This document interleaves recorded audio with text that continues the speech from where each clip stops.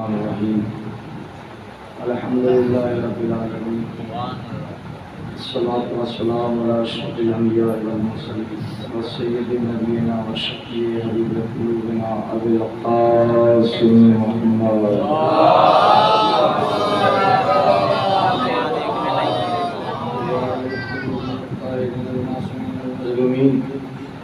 ولعنة الله على أعدائهم أجمعين من يومنا هذا إلى قيام يوم الدين. أما بعد فقد قال الله تعالى تبارك وتعالى في هذا الكتاب الكريم وهو أصدق الصادقين قد جاءكم من الله نور مبين صلوات الله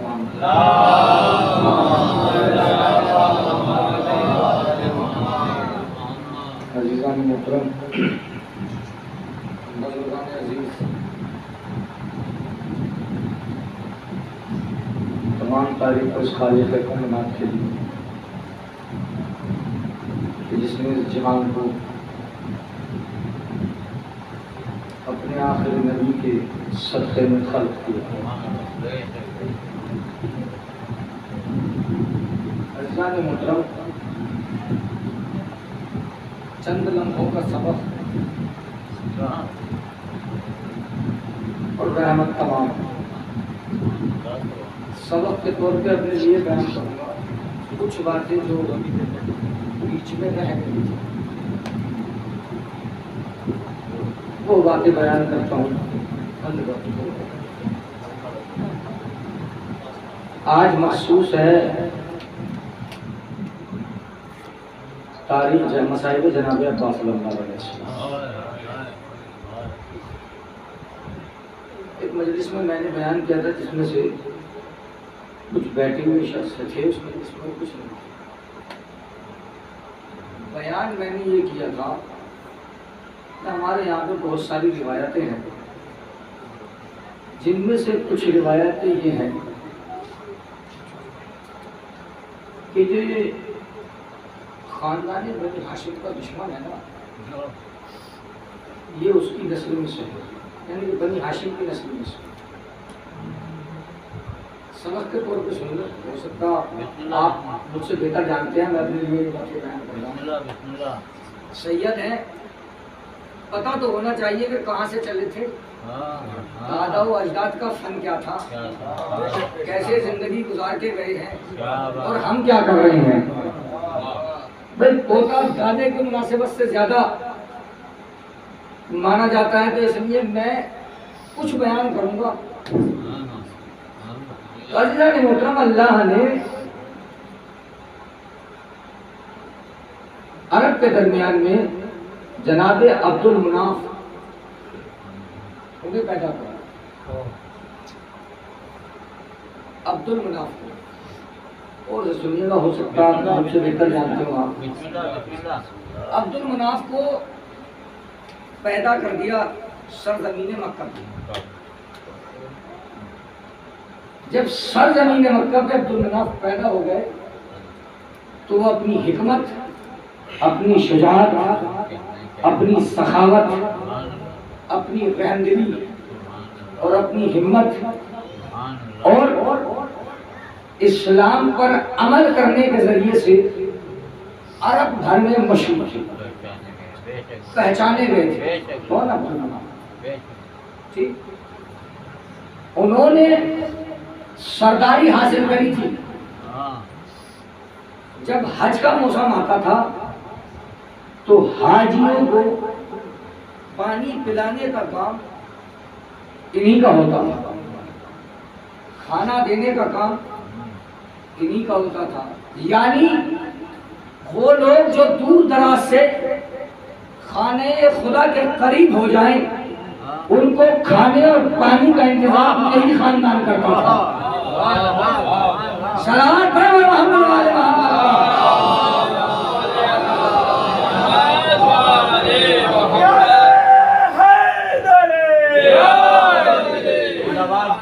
کھانے اور پانی کا انتظام عبد المناف کے ذمہ تھا. یعنی کہ جو بھی انسان اللہ کے بیت کے گھر آ جائے، بیت کے قریب ہو جائے، ضروری تھا کہ عبد الحاشم یعنی کہ عبد المناف کے ٹکڑوں کے رہے، عبد المناف کے ٹکڑے کھائے، یہ کام تھا عبد المناف کا۔ بڑے خوبصورت انسان تھے، عرب بھر میں اپنی مثال الگ رکھتے تھے، مشہور تھے۔ ایک لفظ استعمال کیا جاتا ہے اردو میں کہتے ہیں ڈیرا۔ ڈیرا کسے کہتے ہیں؟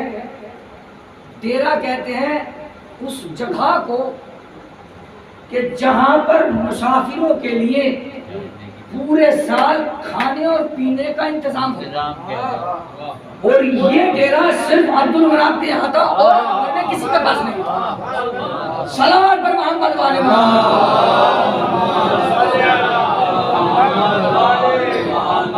سمجھے؟ یعنی اس وقت پہ کوئی امیر نہیں تھا۔ عبد المناف پرانی ہسٹری ہے، خدیجہ الکبریٰ اور جناب ابو طالب کے یہاں پہ بھی ڈیرے چلے ہیں، مگر یہ سب بات کے ہیں۔ سب سے پہلے ڈیرے کا انتظام کس نے کیا؟ عبد المناف نے کیا۔ اگر کوئی دور دراز سے آتا تھا تو ایک جنگل کے اندر اور ایک مکے کی سرزمین پر دو ڈیرے چلتے تھے۔ جن کے گھروں میں کھانے کے لیے نہ ہو مکے میں، وہ عبد المناف کے ڈیرے پہ آئے اور کھائے، اور جو مسافر جنگل سے گزر کے جائے وہ عبد المناف کے ڈیرے پہ آئے اور کھائے۔ یعنی کہ رہنے والا اور آنے والا بغیر عبد المناف کے ٹکڑے کے بچے نہ جائے۔ صلوات پر محمد والے۔ ٹھیک، عبد المناف یہ شخص ہے۔ عبد المناف سمجھ میں آ گئے ہوں گے، قصا کے بیٹے عبد المناف۔ ان کے یہاں پر دو بیٹے ہوئے عبد المناف کے یہاں، ایک کا نام عبد الشمس رکھا اور ایک کا نام عمرو رکھا۔ ٹھیک، عبد الشمس کون تھے اور عمرو کون تھے؟ اب یہ سنیے۔ عبد الشمس اس انسان کا نام تھا جو خود غرض جسے کہتے ہیں، خود غرض انسان، یعنی مطلب کیا؟ جس کام میں میرا فائدہ ہوگا اس کام کو تو میں انجام دوں گا، اور جس میں دوسرے کا فائدہ ہوگا اس کو انجام نہیں دوں گا۔ یہ تھے عبد الشمس۔ یعنی اگر میں کسی کا ساتھ بھی دے رہا ہوں تو سب سے پہلے اپنا فائدہ تلاش کر رہا ہوں، اس کا اگر میں ساتھ دے رہا ہوں تو اس میں میرا کوئی فائدہ ہے یا نہ ہے۔ کسی کی مدد کرنا، 1 روپے سے پہلے یہ دیکھ لینا کہ بعد میں یہ میری 2 روپے کی مدد کرے گا یا نہیں کرے گا، اسے خود غرضی کہتے ہیں۔ ادھر عمرو تھے۔ عمرو کیا تھے؟ عمرو وہ انسان تھے کہ جو باپ کی سیرت پہ عمل کر رہے تھے، یعنی خود غرض ہے، لوگوں کا حق ان تک پہنچانا، بیماروں کا خیال رکھنا، غریبوں کو خیال رکھنا، پڑوسیوں کا خیال رکھنا، دین اسلام کو برقرار رکھنا، حاجیوں کو کھانا کھلانا، پیاسوں کو پانی پلانا، یہ خصوصیات عمرو میں تھی۔ سمجھ رہے ہیں نا؟ عمرو میں تو 2 بیٹے تھے عبد المناف کے، ایک بیٹا عبد الشمس اور ایک بیٹا عمرو۔ عبد المناف کے 2 بیٹے تھے، عبد الشمس اور عمرو، 2 بیٹے ہو گئے۔ ایک بیٹا خود غرض اور ایک وہ بیٹا تھا جو باپ کی سیرت پہ عمل کر رہا تھا۔ ٹھیک، فرما بردار، صحیح۔ تو مکے والوں نے جب یہ دیکھا کہ عمرو میں وہ صلاحیتیں ہیں جو باپ میں تھیں، تو انہیں اپنا حاکم چنا، اپنا رہبر مانا، اپنا آقا مانا، اپنا مولا مانا۔ ٹھیک، عبد الشمس کیونکہ اس ٹائپ کے انسان نہیں تھے، جب مکے والوں نے عمرو کو اپنا حاکم، آقا، مولا مان لیا تو یہ انہیں اچھا نہیں لگا۔ جب انہیں یہ اچھا نہیں لگا تو انہوں نے مکہ چھوڑ دیا، اور مکہ چھوڑنے کے بعد میں سرزمین شام آباد کری، وہاں چلے گئے، وہاں رہنے لگے۔ اب ان کا کام صرف یہ بچا تھا کہ سال بھر میں ایک مرتبہ مکہ آتے تھے حج کے موسم میں اور واپس چلے جاتے تھے، یعنی کہ مکہ میں مستقل مقام ان کا نہیں تھا۔ سیریا کے اندر جسے شام کے نام سے لوگ جانتے ہیں، وہاں پر انہوں نے اپنا مستقل مقام بنا لیا تھا۔ آج ٹوٹل واضح کر جاؤں گا اس بات کو، کعبہ ہو یا نہ ہو، مگر یہ تاریخ سمجھا جاؤں گا۔ صلوات پڑھیں محمد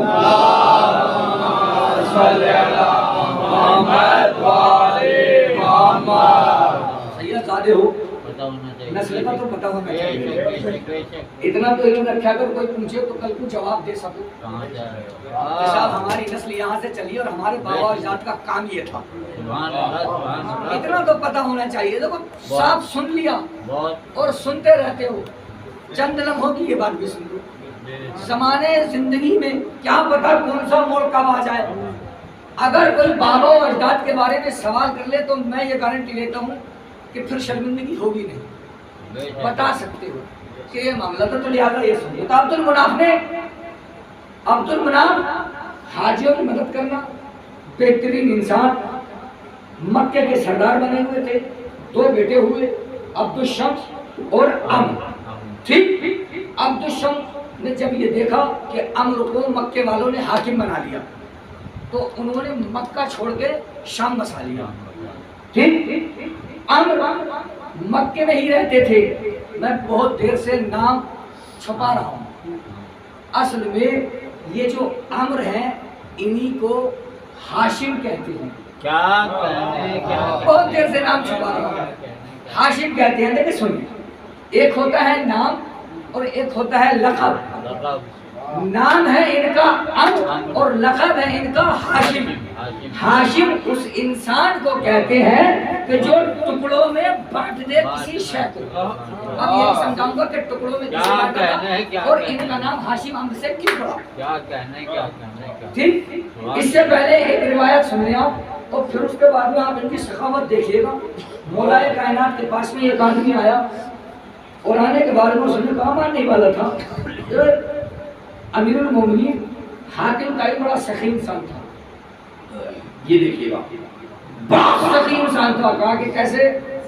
کہا سخاوت اس کی مشہور ہے کہ وہ 40 دروازے سے لوگوں کو بانٹے کرتا تھا۔ جب پہلے دروازے سے، مشہور ہے یہ بات، جب پہلے دروازے سے فقیر اس کے در سے لینا شروع کرتے تھے تو 40ویں دروازے پہ وہ اتنے امیر ہو جایا کرتے تھے کہ وہ دوسروں کو دینا شروع کرتے تھے۔ تو مولا کائنات نے کہا کہ یہ کوئی سخاوت نہیں ہے، اسے کوئی سخاوت نہیں کہتے ہیں۔ سوال کیا کہ تو جناب سخاوت اسے کیوں نہیں کہتے ہیں؟ تو مولا کائنات نے کہا کہ اگر اتنا ہی امیر تھا تو بار بار اپنے دروازے پہ کیوں بلا رہا تھا؟ ایک ہی طرف سے دیتا ہے، دوسرے طرف پہ جانے نہیں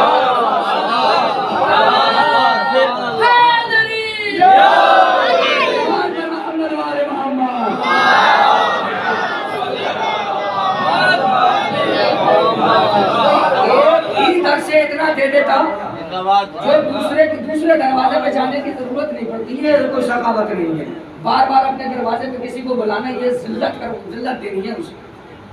مدد کرنے کا یہ طریقہ نہیں ہوتا ہے، مدد کرنے کے بہت سارے طریقے ہیں، پتہ بھی نہیں چلتا ایک ہاتھ کو دوسرے ہاتھ، ایک ہاتھ جب مدد کرتا ہے تو دوسرے ہاتھ کو علم نہیں ہوتا ہے۔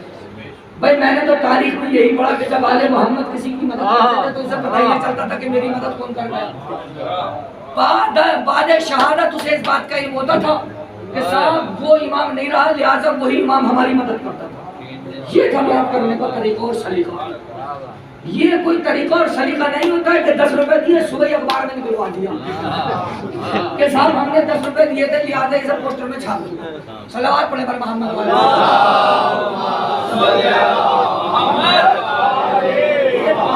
سوشل میڈیا کا اور چل رہا ہے، 4 کیلے ٹھیلے سے خریدے اور 4 لوگوں کو دیے اور فوٹو کھینچا، فوراً میڈیا پہ ڈال دیا بھائی ہم نے 1 کیلے سے مدد کری دو، آدھا کمبل لیا 25 روپے کا، 50 روپے کی اس سے زیادہ کمائی کر لی۔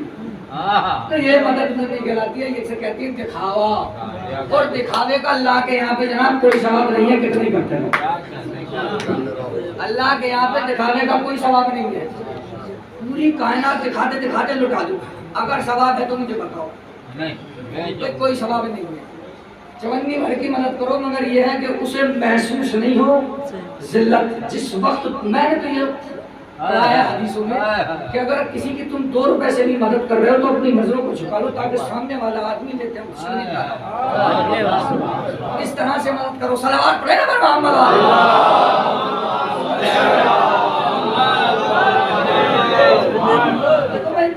ये तो मदद करने के तरीके हैं। मेरी बात बुरी लगे तो मुझे माफ कर देना। जाने के बाद में लंबी बातें मत करना कि आया था और मिंबर पे बैठ के रंगी बातें सुना कर दो टोक बात है। ठीक, तो साहब ये अम्र नाम था इनका, हाशिम लकब पड़ा। हाशिम कैसे लकब पड़ा ये समझे आप। अब्दुल मुनाफ के बेटे अब्दुल शम्स सीरिया इसलिए गए थे, शाम इसलिए गए थे क्योंकि वहाँ पे जो खुदगर्ज इंसान होता है उसका काम ये होता है कि उसी जगह ज्यादा बैठता है जहाँ उसे फायदा हो। और सीरिया में तिजारत का ठिकाना नहीं था, फायदा बड़ा था। तो अब्दुल शम्स ने मक्का छोड़ के भाई को भाई की बढ़ती बुलंदी बर्दाश्त न हुई और मक्का छोड़ के सीरिया पहुंच गए।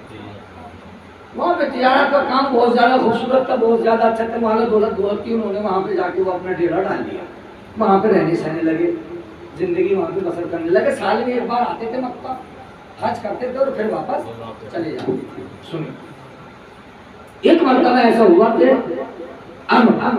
जिनका नाम हाशिम का, या अब हाशिम लफ्ज बाद में लूंगा, अम्र जब कहूँ तो समझ लें कि हाशिम का तस्करा। अम्र मक्के पहुंचे तिजारत के सिलसिले से। जरूरी नहीं है कि आदमी अगर मक्के में रह रहा है तो वो शाम से तिजारत नहीं कर सकता। ये तो हाशिम का बुग़्ज़ ले गया उन्हें मक्के तिजारत करने के लिए, वरना तिजारत तो मक्के में रहने के बाद में हाशिम भी सीरियस ही कर रहे थे। मक्के पहुंच गए हाशिम। अम्र जब मक्के पहुंचे ना तो उन्हें कुछ टाइम तक गुजर गया तो उन्हें खबर मिली कि साहब मक्के में कहत पड़ गया। ये खबर मिली, उन्होंने रातों रात अपना सामान समेटा और जितना उनके पास में पैसा था, जितनी दौलत थी, सबका उन्होंने गल्ला खरीद लिया और ऊँट खरीद लिया। ऊँट और गल्ला खरीदने के बाद में जितनी जल्दी हो सकता था उन्होंने शाम से मक्के की तरफ रुख कर दिया। मक्के पहुंचते पहुंचते उन्हें मगरिब की अज़ान हुई। सूरज के गुरूब होने के बाद में वो मक्के पहुंचे। जब मक्के पहुंच गए तो अब वहां पे कहत, अब तो खैर कहत कहाँ हो रहा है। पहले कहत ऐसे हुआ करते थे, लोग जबान निकाल दिया करते थे, ना पानी मिलता था और ना खाना मिलता था। अब जान देने के लिए तैयार हो जाए, भुखमरी जिसे कहते हैं, भुखमरी सी पड़ जाया करते थे। तो जनाबे अम्र ने ये काम किया कि मक्के से फौरन, शाम से फौरन मक्के आए और मक्के आने के बाद में रात में जितना उनसे हो सकता था उन्होंने इतना आटा पिसवाया और ऊंट नहर करवाया और रात में ही ऐलान करवा दिया पूरे मक्के में कि अब्दुल मुनाफ के बेटे के घर, अम्र के घर, सारे मक्के वालों को दावत है। कोई फर्क नहीं है कि कोई काफिर है या मुस्लिम है, कोई फर्क नहीं है कि मेरा दुश्मन है या मेरा दोस्त है, कोई फर्क नहीं है कि मेरे खानदान से है ये मेरे खानदान से नहीं है। अगर मक्के का है तो उसकी दावत मेरे घर है। साहब सुबह नमदार हुई, खुद अपने हाथ से, जो उनके अक़रबा थे उन्होंने अपने हाथ से तमाम मक्के वाले को खाना खिलाया। देख रहे हैं, तमाम मक्के वालों को खाना खिलाया। अच्छा, कहत में एक बात हो रहा है, कहत को एक आध दिन का तो होता नहीं है कि साहब कहत एक आध दिन का, एक आध दिन के खाने खिलाने से कोई फायदा नहीं। उसकी वजह यह है कि अगर आपने कहत में एक दिन खाना खिला दिया तो बेचारा 2-3 दिन बाद फिर भूखा मर जाता। तो कहत में अगर खाना खिलाना है तो तब तक खिलाओ कि जब तक दूसरी फसल आना जाए। तारीख लिखती है कि जनाबे अम्र ने मक्के वाले को 4 महीने तक खाना खिलाया, 4 महीने तक। اچھا جی، ان کا نام 4 مہینے تک کھانا انہوں نے کھلا دیا، ہاشم کیوں پڑا وہ سننا۔ عرب میں ایک کھانا بنتا ہے جس کا نام ہے سرید۔ سرید اس کھانے کو کہا جاتا ہے جو ایک پیالے کے اندر چند بکھری ہوئی گوشت کی بوٹیاں اور وہ شوربے میں اور نان بنائے جاتے ہیں اور نان کو توڑا جاتا ہے اور توڑنے کے بعد اس پیالے میں ملا دیا جاتا ہے۔ پھر اس پیالے کو ایک آدمی کو دیا جاتا ہے اور اس پیالے میں اس قدر غذا ہوتی ہے کہ ایک آدمی اپنا پیٹ آرام سے بھر لیتا ہے۔ مکے والوں نے یہ کہا کہ ہاشم نے نان اور اونٹوں کے اتنے ٹکڑے کیے غریبوں کو کھانا کھلانے کے لیے کہ نام ان کا عمر سے ہاشم پڑا۔ نام ان کا عمر تھا۔ اتنے لوگ ٹکڑے کرتے تھے نان کے اور بوٹیوں کے کہ ان کا نام ہاشم پڑ گیا۔ دیکھی سخاوت آدمی، کیسی سخاوت تھی۔ مکے کو زمانے قدیم میں بھی بھوکمری سے بچانے والا عبد المناف کا بیٹا عمرو یعنی ہاشم ہے، رسول اسلام کے جد ہے۔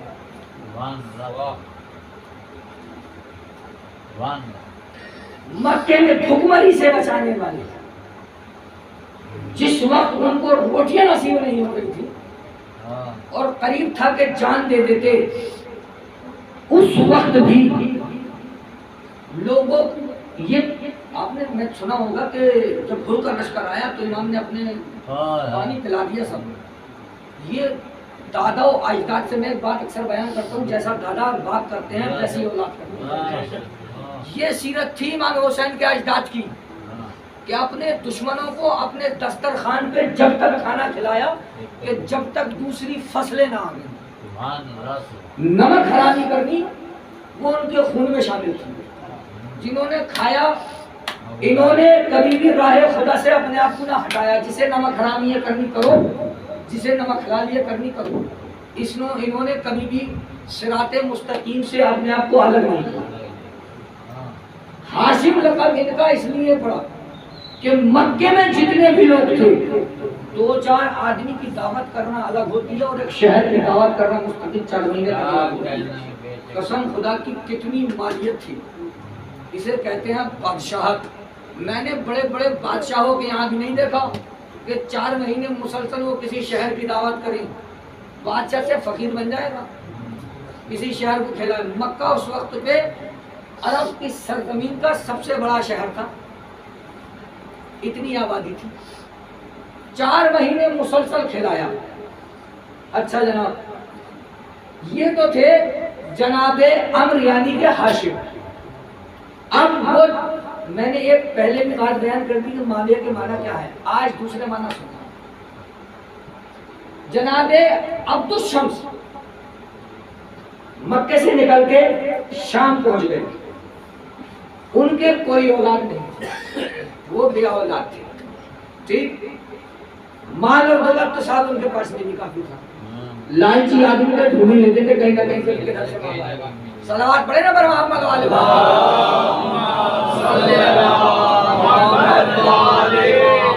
تاریخ میں خود غرض لکھ دیا، وہ سوچے کہ کہاں سے مال جمع کرا ہوگا، اللہ بہتر جانے۔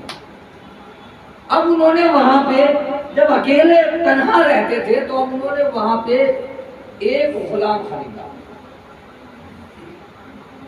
اس غلام نے عبد المناف کی بڑی خدمت کری۔ ان کی کوئی زیادہ لمبی چوڑی عمر نہیں ہوئی ہے، یہ 30 سے 40 سال کے درمیان میں انتقال فرما گئے۔ اور زمانے رسالت سے پہلے عرب کا یہ دستور تھا کہ اگر غلام کو بھی پالا تو تاریخ اسے بیٹا لکھتی تھی، بیٹا لکھتی تھی، اور انہوں نے پالا ہی غلام کو ایسے تھا کہ تاریخ مشہور تھی بیٹا لکھنے پر۔ کیوں؟ کیونکہ اس وقت پہ صاحب بنی امیہ والے بادشاہ بن گئے تھے اور کیا نام ہے حکومتی قلم خریدنے ان کے لیے کوئی بڑی بات نہیں تھی، چند سکوں کے قلم خریدے پھر غلام سے بیٹا بننے میں کتنی دیر لگتی ہے۔ آپ آج دیکھتے ہوں گے 4 مہینے سیدوں کے محلے میں رہتے تو غیر سید سے سید بن جاتے، بات ہے نا ہے۔ تاکہ امام فرماتے ہیں کہ وہ کہ جو ہم میں سے نہیں ہے، یعنی کہ سادات میں سے نہیں ہے اور یہ کہے کہ میں سید ہوں وہ گناہگار، اور جو سادات میں سے ہے اور یہ کہے کہ میں سادات میں سے نہیں ہوں وہ گناہگار، کسی بھی صورت میں اپنے حسب اور نسب کو نہیں چھپا سکتے۔ ایک بات، اگر دو بھائی ایک خاندان سے ہو اور ان میں جھگڑا ہو جائے تو جناب وہ غصے کے عالم میں ایک دوسرے کو گولی تو مار سکتے ہیں، مگر اسے یہ نہیں کہہ سکتے کہ صاحب تیرا دادا چور تھا، یہ کہہ دے گا؟ یہ تیرا باپ چور تھا کہہ دے گا؟ وہ غصے میں گولی تو مار دے گا، مگر یہ نہیں کہہ سکتا کہ تیرا دادا چور تھا یا باپ چور تھا۔ کیوں؟ کیونکہ اگر وہ یہ کہتا ہے کہ صاحب تیرا دادا چور تھا تو اس کا بھی دادا چور تھا، بات تو پھر اپنے دادے پہ آ گئی۔ بات سمجھ میں آ رہی ہے نہیں آ رہی ہے؟ اگر وہ یہ کہے کہ تیرا دادا چور تو پھر اس کا بھی دادا چور، اگر یہ کہے کہ تیرا باپ ایسا، مطلب یہ ہوا کہ یا تو اس کا چچا یا تایا ہے، یعنی کہ وہ اسی نسل میں سے ہے۔ پھر دیکھو کتنے اسمارٹ انسان ہو، کتنے چالاک اور بہترین ہوشیار انسانوں، مگر کہیں نہ کہیں غلطی کرتے ہیں، بعد میں پولیس اسے پکڑ لیتی ہے اور وہ مجرم ثابت ہو جاتا ہے۔ یہی ہوا یہاں پہ، انہوں نے تاریخ دانوں سے یہ تو لکھوا دیا کہ عبد المناف کی نسل میں سے تھے، مگر یہ غلامی والا لفظ نہ ہٹوا سکے کہ صاحب یہ غلام نہیں تھے، یہ بھول گئے۔ یہ تو لکھوا دیا کہ عبد المناف کی نسل میں تھے، یہ بھول گئے کہ عبد المناف خرید کے ملائے تھے اور اولاد کبھی خریدی نہیں جاتی ہے۔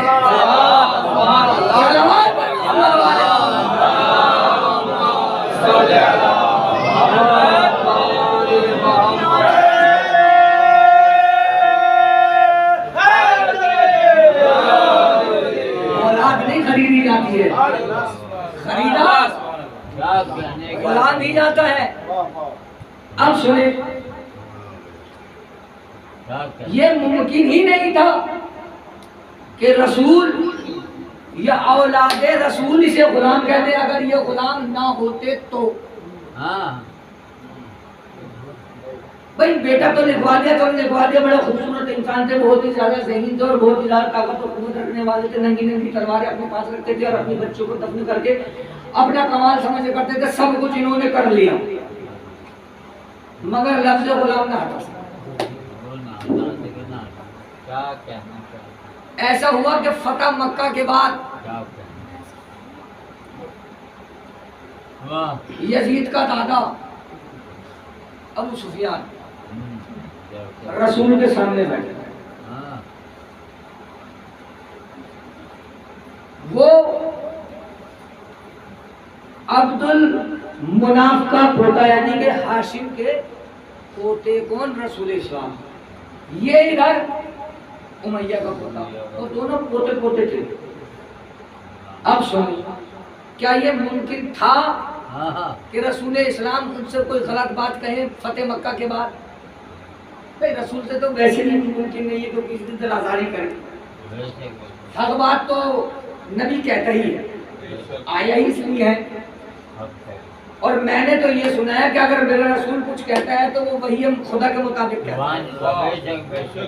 اب سن لیں آپ، بھئی یہ ہے نا آیت ہے قرآن کی کہ میرا رسول کلام ہی نہیں کرتا، وَمَا يَنْطِقُ عَنِ الْهَوَىٰ إِنْ هُوَ إِلَّا وَحْيٌ يُوحَىٰ، میرا رسول تو کلام ہی نہیں کرتا مگر یہ کہ اس کے اوپر وحی نازل کر دی جائے۔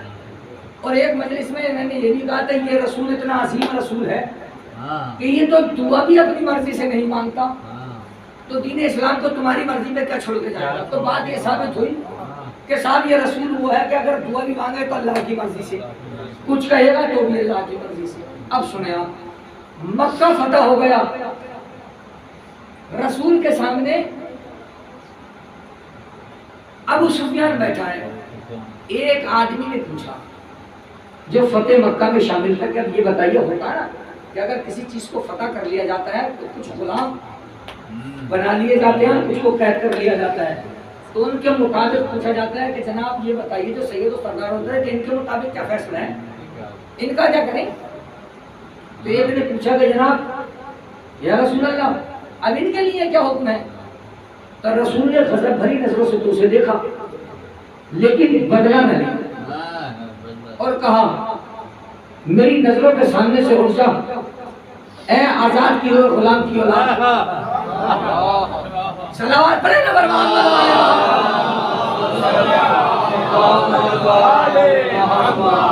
میری نظروں کے سامنے سے اٹھ جا. جا تو آزاد ہے, تو آزاد ہے, میری نظروں کے سامنے سے اٹھ جا.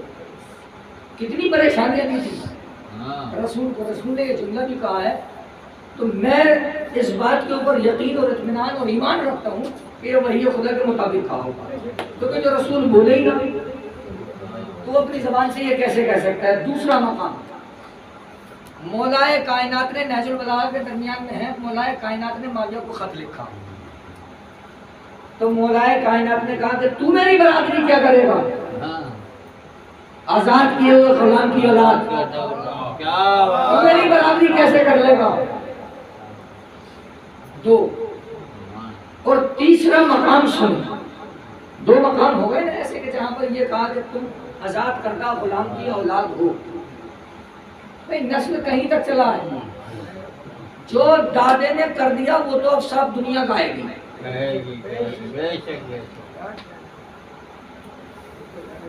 وہ تو کہے گی. آج تاریخ میں عمرو کو ہاشم کہا جا رہا ہے تو یہ نام میں نے اور آپ نے تو نہیں رکھا تھا. انہوں نے کوئی کارنامہ ایسا انجام دیا تھا نا کہ جس کی بنیاد پر آپ والے کہنے کے لیے مجبور ہو گئے عمرو سے ہاشم. کوئی ایسا کارنامہ انجام دیا تھا نا, تو انہوں نے کچھ نہ کچھ ایسا کرا تھا تاریخ میں گڑبڑی کہ جس کی بنیاد کے اوپر کہہ رہے تھے لوگ. تیسرا مقام سن, تیسرا مقام یہ ہے. اب جہاں ایک بات اور کہ جب یہ دو مقام ایسے کہ جہاں پر رسول نے اور جانشین رسول نے باپ بیٹوں کو آزاد کردہ غلام کی اولاد کہا تو صاحب تاریخ نے یہاں پر بھی مکاری کر دی.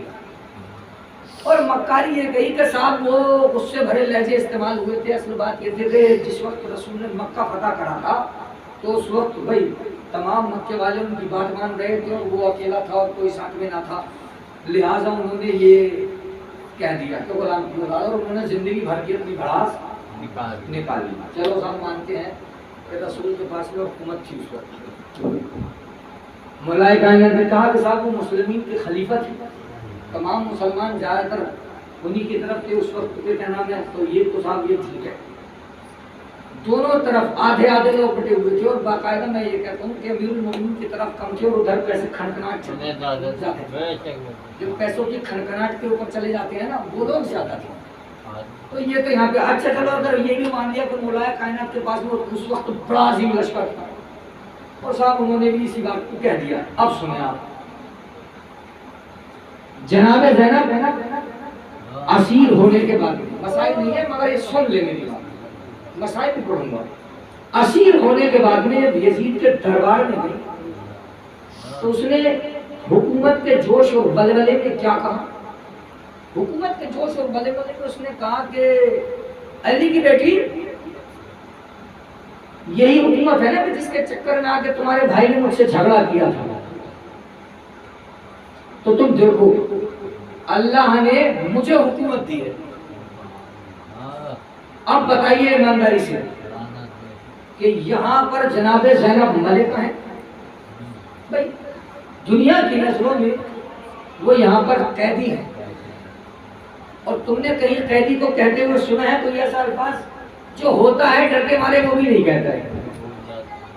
جناب زینب نے کہا اے آزاد کردہ غلام کی اولاد, میں تجھے اس لائق نہیں سمجھتی ہوں کہ میں تیرے سوال کا جواب دوں.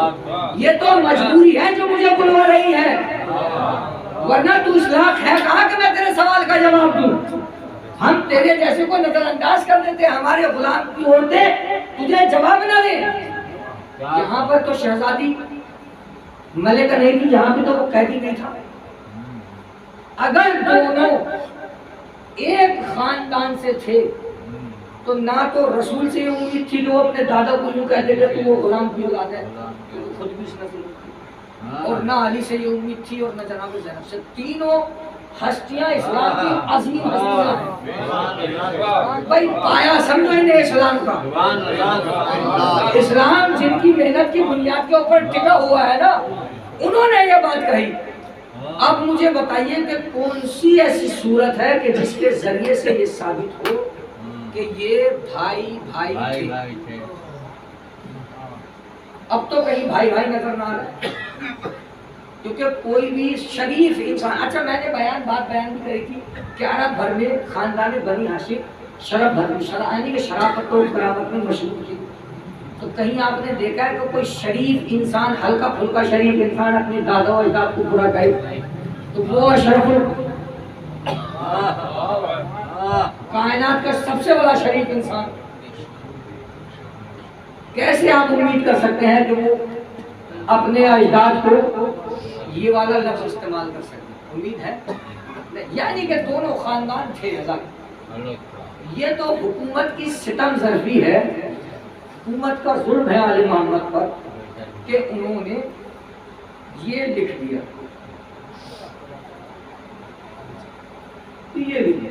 یہ لکھ تو دیا مگر اسے ثابت نہیں کرتا۔ میں سمجھتا ہوں کہ یہ دونوں بھائی بھائی کی نسبت سے نہ تھے۔ ایک غلام تھا جس کی نسل میں غلامیت چلی آ رہی تھی، اور ایک شہزادہ تھا کہ جس کی نسل میں شہزادیت چلی آ رہی تھی۔ شاہ الگ ہوتا ہے اور غلام الگ ہوتا ہے۔ تاریخ میں نے آج شاید کسی سے بیان کیا تھا، دیکھو سنو، آپ نے کہیں نہیں دیکھا ہوگا کہ کوئی شریف النسل بادشاہ ہوگا اور وہ کسی کے اوپر کھانا اور پانی بند کر دے؟ آپ نے دیکھا کہیں کوئی شریف بادشاہ اور نسل کا اور وہ کسی کے اوپر کھانا اور پانی بند کر دے؟ میں نے نہیں دیکھا۔ تاریخ میں 4 مرتبہ پانی بند ہوا، 4 مرتبہ پانی بند۔ اب سن لیں، یہ 4 مرتبہ پانی کا بند ہوا، کس نے کرا اور کس نے کرا یہ بھی سن لیں۔ 4 مرتبہ پانی بند ہوا ہے تاریخ۔ ہاشم پہ امیہ نے پانی بند کرا ایک ایسے مقام پہ کہ جب تجارت سے لوٹ کے 2 قافلے آ رہے تھے، سمجھ رہے نا؟ عبد المناف کی اولاد کے غلام زادے نے پانی بند کیا۔ ایک مقام ہوا ہے، مکہ سے آئے تھے وہاں پہ ایک پانی کا تھوڑا سا، جسے کہتے ہیں ہمارے یہاں پہ تالاب ماتا کے جس میں سیراب ہوتے تھے سب آتے، اس نے پانی بند کر دیا۔ ٹھیک، ایک مرتبہ جنگ صفین میں مولائے کائنات کے اوپر اور ان کے لشکر والوں پر پانی بند کیا گیا تھا۔ یہ تو سب کچھ پتا ہے، اگر ہاشم والا پتہ نہ ہوگا تو یہ تو صاف سبری سن رکھا ہوگا کہ مولائے کائنات کے اوپر اور ان کے لشکر والوں پر پانی بند کر دیا تھا۔ مالک اشتر بار بار جا کے لے کے آیا کرتے تھے، جس میں بار بار کبھی وہ دکھایا کرتے تھے کہ میرے سامنے انگوٹھی دے گیا ہے اور یہ دے گیا اور وہ دے گیا ہے۔ تو یعنی پانی بند کرا، یعنی کہ باپ نے پانی بند کرا ہاشم پر اور بیٹے نے پانی بند کرا ابو طالب پہ لال۔ 2 جگہ ہو گئے، یہ تو مشہور ہے نا۔ تیسرا مقام ہے کربلا۔ یہ یزید کس کا بیٹا تھا؟ کس کا بیٹا تھا؟ یزید ابن معاویہ، معاویہ ابن ابو سفیان، ابو سفیان ابن حرب ابن امیہ۔ ٹھیک، جہاں تک اس کا غلامی کا شجرہ چلتا چلا رہا ہے تو میں نے بتا دیا۔ اب ادھر حسین ابن علی، علی ابن سبحان اللہ، ابو طالب، ابو طالب ابن عبد المطلب، عبد المطلب ابن ہاشم، ہاشم ابن عبد المناف، عبد المناف ابن قصا۔ تو یہ بات میں نے بیان کر دیا۔ اب دیکھیے دادا اور پوتوں کا سلسلہ، جس کی اولاد جس کے دادے اور باپ نے جیسا کرا تھا، اس کے دادے اور باپ نے جیسا کرا تھا اس کے پوتے نے ایسا ہی کرا، اور بیٹے نے ایسا ہی کرا ہے۔ ایک نے پانی بند کرا دادا پر، باپ نے پانی بند کرا باپ پر، اور بیٹے نے پانی بند کر دیا بیٹے پر۔ چوتھا مقام تاریخ لکھتی ہے کہ یہ ایسا پانی تھا کہ جس میں کافر بھی کسی پر پانی بند نہیں کر سکتے. بتاؤں کون سا مقام تھا؟ وہ مقام تھا اس وقت کا. تم نے دیکھا ہوگا کہ اگر کوئی چھوٹا سا بچہ ہو نا بل بلا کے رونے لگے، قسم ہوگا کہ کافر کا کلیجہ بھی کام جاتا ہے. اتنی بری نسل کے کافر تھے، کافر کا کلیجہ کام جاتا اور اپنے حصے کا پانی بھی اس کا تک. چوتھی مرتبہ تاریخ بیان کرتی ہے کہ پانی انہوں نے بچے پہ بند کر. جب حسین نے پانی مانگا نا جناب علی اصغر کے لیے تو انہوں نے پانی نہ دیا، اس بچے کو 3 بھالے تیر سے شہید کر دیا. یہ 4 مقام پہ پانی مانگا. آج کے مسائل آپ کے یہاں پہ مخصوص ہے نا مولا عباس. چند روایت کے جملے اور آپ پر ہونے والی رحمت کا معنی.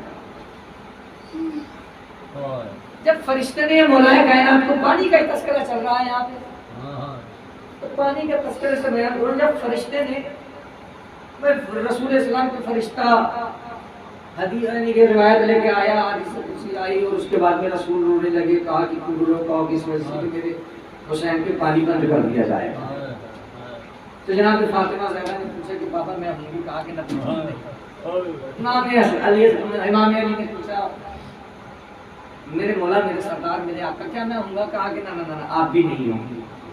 امام حسن آگے بڑھے، کہا کہ میں ہوں گا. کہا کہ بیٹا آپ بھی نہیں. جب یہ سنا نا کہ میں نہیں ہوں گا مولا کائنات نے تو حسرت اس بات کی جاگی کہ میرا جانشین کوئی ایسا ہو کہ جو حسین پہ قربان ہو جائے.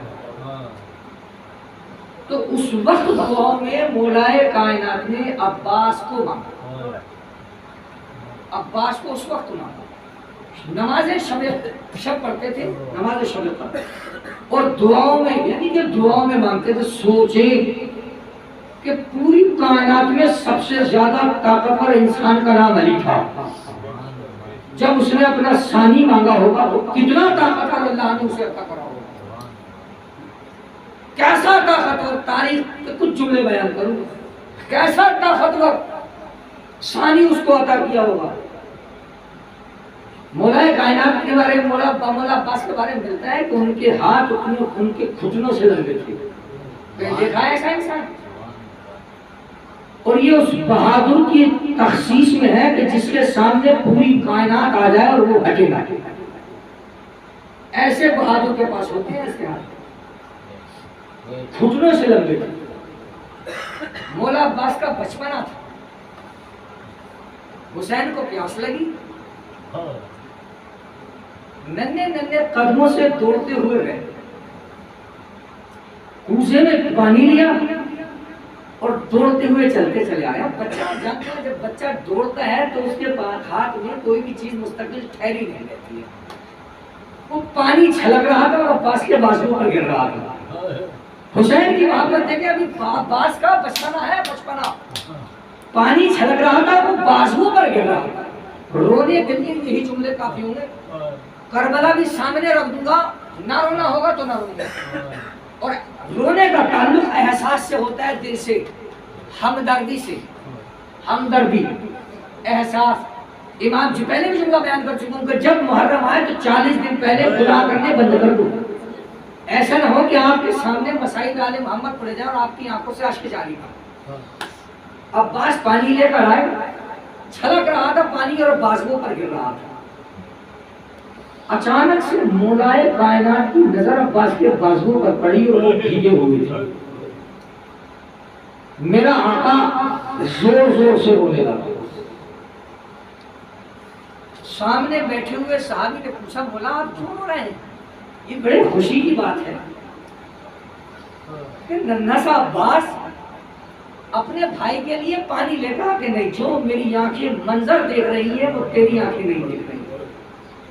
آج عباس اپنے بھائی کے لیے پانی لایا تو اس کے بازو پانی سے بھیگے ہوئے تھے، مگر میری نگاہیں دیکھ رہی ہیں کربلا کا میدان ہوگا اور عباس کے بازو نہیں ہوں گے اور حسین کے لشکر کے لیے پانی کا انتظام کرنے گیا ہوگا. مظلوم کربلا کے رونے والے. یہ میرے مولا عباس. محبت بتاؤں عباس کو حسین سے کتنی تھی. امام حسین اور مولا عباس صحن میں ٹہل رہے ہیں. مسائل چھوڑ رہا ہوں نہیں. ایک جملہ آخر میں روایت بیان کروں گا اور رحمت تمام کر دوں گا. مولا عباس اور امام حسین صحن میں ٹہل رہے ہیں. اچانک سے امام حسین نے کہا مولا عباس سے, عباس ایک وقت ایسا آئے گا کہ جب ہم تمہیں آواز دیں گے نا تو تم آؤ گے نہیں.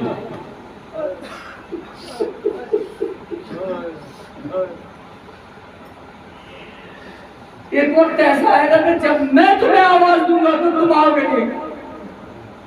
تاریخ کے جملے یہ ہے کہ یہ امام حسین علیہ السلام کہنے کے بعد میں نماز کے لیے چلے گئے. دونوں بھائیوں نے مل کے نماز پڑھی اور اس کے بعد میں اپنی جو عام زندگی تھی اس کے مطابق گزارنے لگے. تاریخ بیان کرتی ہے کہ ایک دن جناب زینب کی نظر جناب عباس کی آنکھوں پر گئی تو آنکھیں لال پڑی تھی. جناب زینب نے پوچھا بھیا تمہاری آنکھیں لال کیوں ہیں؟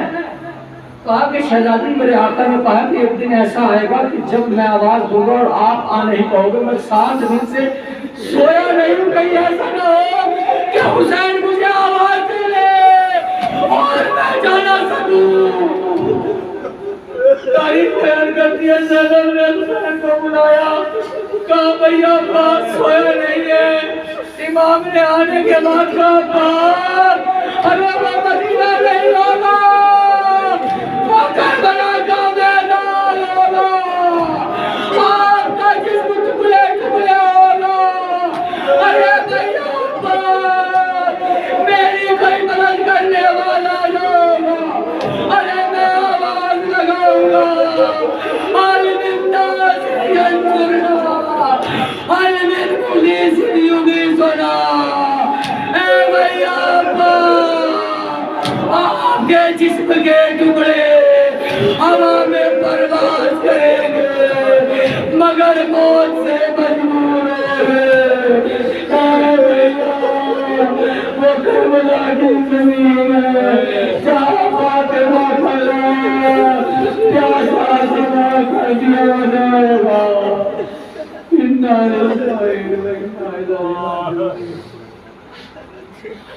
رضن قضائی تشریفاً کلہم ماتم حسین.